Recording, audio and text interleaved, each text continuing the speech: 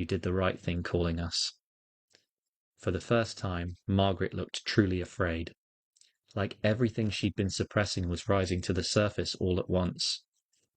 Rachel took out her phone and stepped away to call in the team, her fingers suddenly tight on the screen.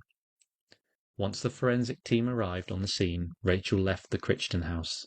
She had comforted Margaret Crichton as best as she could given the circumstances, she told herself.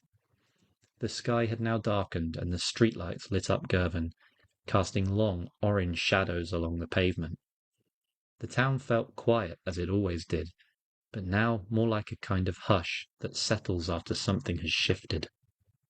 She pulled out her phone and dialed Todd. No answer.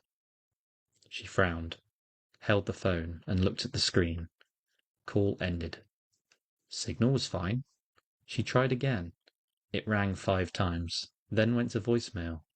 Just his voice, chirpy and rushed. "Todd, aye. Leave a message. Or don't. I'll figure it out." She didn't bother leaving one. "Got distracted, have you, Todd?" she muttered aloud, trying not to feel unsettled. Or followed the boys and forgot to check in. Wouldn't be the first time. Rachel began to make her way back to the train station, deciding not to waste her time potentially tracking him halfway across the coastline. If there was something serious, he'd have called, she told herself. Her short walk was a cautious one. She glanced over her shoulder more than once at every tree branch that swung in the wind, or shadow that seemed to move out of the corner of her eye. Rachel felt her heart's rate settle when she reached the station and boarded the train back.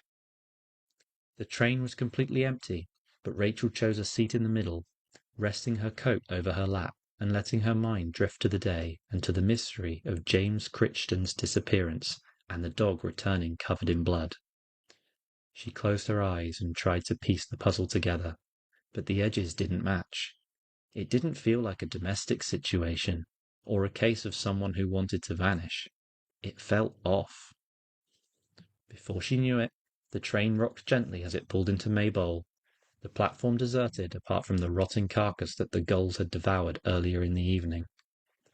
Rachel stepped off the train into the quiet dark, her boots clicking against the platform.